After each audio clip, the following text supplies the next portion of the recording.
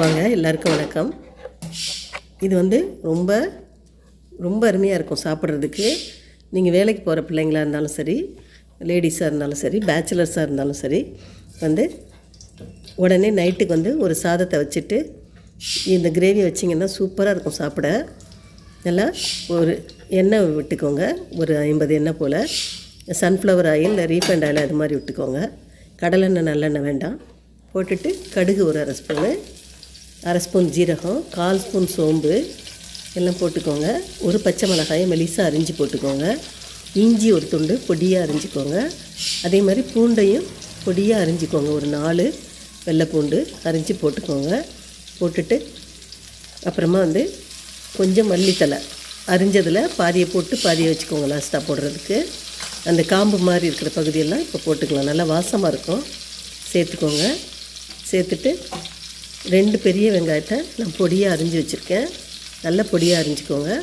அதையும் இதில் சேர்த்துக்கலாம். நீங்கள் முட்டை இன்னும் கூட சேர்க்குறீங்கன்னா வெங்காயம், தக்காளி, இந்த பூண்டு, இஞ்சி இதெல்லாமே உங்களுக்கு எவ்வளோ தேவையோ அந்த அளவுக்கு சேர்த்துக்கோங்க. நாங்கள் வந்து இந்த 4 முட்டையை வந்து 3 பேர் சாப்பிட்டோம். அதனால் நீங்கள் உங்களுக்கு எப்படி வேணுமோ, ஆனால் இது வந்து ஒரு 3 பேர் இருக்கீங்கன்னா சூப்பராக செஞ்சு சாப்பிட்லாம். நல்லாயிருக்கும். வெங்காயத்தை கொஞ்சம் நல்லா வதக்கிக்கோங்க. வதக்கிட்டு நல்லா கொஞ்சம் இந்த அளவுக்கு முக்கால்வாசி வதங்கின பிறகு தக்காளியை சேர்த்துக்கோங்க. 2 பெரிய தக்காளியை பொடியாக அரிஞ்சிருக்கேன் நான். அதையும் சேர்த்து நல்லா வதக்கி விடுங்க. வதக்கும் போது கொஞ்சம் லைட்டாக மஞ்சத்தூளும் உப்பும் சேர்த்திங்கன்னா சூப்பராக வதங்கி வந்துடும் தக்காளி.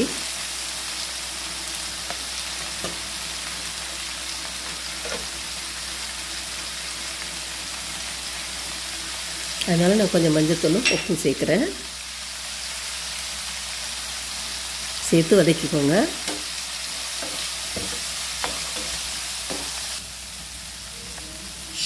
கொஞ்சம் நல்லா ஒரு 2-3 நிமிஷத்துக்கு வதக்கின பிறகு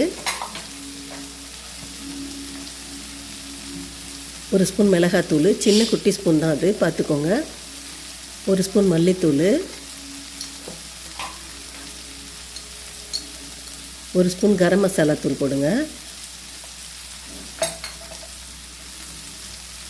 அப்புறம் 1 ஸ்பூன் பெப்பர் தூள், 1 ஸ்பூனு வீட்டு மிளகாத்தூள், அதாவது குழம்பு மிளகாத்தூள். குழம்பு மிளகாத்தூள் தான் வீட்டு மிளகாத்தூள்னு சொல்கிறேன். நீங்கள் மல்லித்தூள், மிளகாத்தூள் கடையில் வாங்கி வச்சுருந்தாலும் சரி, வீட்டில் அரைச்சி வச்சுருந்தாலும் சரி போட்டுக்கோங்க. போட்டுட்டு இந்த குழம்பு மிளகாத்தூளும் போட்டுக்கோங்க. அது கொஞ்சம் கூடவே போட்டுக்கலாம். காரம் கம்மியாக தான் இருக்கும், அதனால் நான் மிளகாத்தூள் போட்டிருக்கேன். உங்களுக்கு இன்னும் காரம் கம்மியாக வேணும்னா நீங்கள் குறைச்சி போட்டுக்கோங்க. ஆனால் இது கரெக்டாக இருந்தது. இந்த 4 முட்டைக்கும் இது கரெக்டான அளவு இருந்தது. ஒரு சின்ன கோழி குண்டு சைஸ் நல்லா கொஞ்சம் இது எண்ணெய் மேலே வர அளவுக்கு லேசாக வதக்கிக்கோங்க. நல்லா ஒரு 1.5 நிமிஷம் வதக்கினா போதும். வதங்கின பிறகு புளி வந்து ஒரு கோழி குண்டு சைஸுக்கு கரைச்சி வச்சுருக்கேன். அதை வந்து இதில் சேர்த்துக்கலாம். சேர்த்துட்டு அந்த கிண்ணத்துலேயே 1 கிண்ணம் தண்ணி ஊற்றிருக்கேன். அவ்வளோதான். ஊற்றிட்டு நல்லா கலந்து விடுங்க. கலந்து விட்டுட்டு நல்லா கொதிக்கட்டும். கொதித்து எண்ணெய் கொஞ்சம் மேலே வரட்டும்.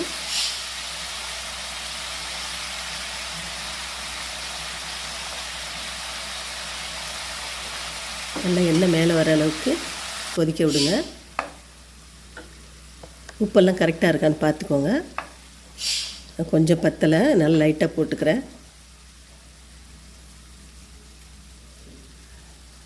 நீங்களும் பார்த்துட்டு போட்டுக்கோங்க. இப்போ முட்டையை 2ஆக கட் பண்ணிவிட்டு அப்படியே அதை இது மாதிரி அந்த கிரேவி மேலே வச்சுருங்க.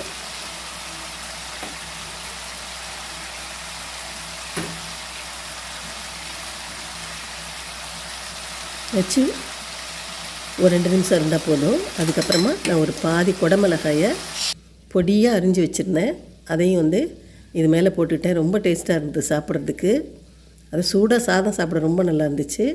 சப்பாத்தி கூட வச்சு சாப்பிட்லாம் நீங்கள். இதை வந்து 1 நிமிஷம் தான், ரொம்ப நேரம் வேக விடக்கூடாது.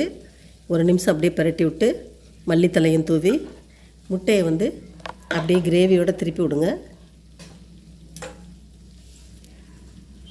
குடமிளகாய் போட்டதுக்கப்புறம் ரொம்ப நேரம் வேக விடக்கூடாது. 1 நிமிஷம் வெந்தால் போதும். இப்போ மல்லித்தலையை தூவியாச்சு. அப்படியே முட்டையை பரட்டி விட்டு அந்த சூட்லேயே இருக்கட்டும். ஸ்டவ் ஆஃப் பண்ணிக்கலாம்.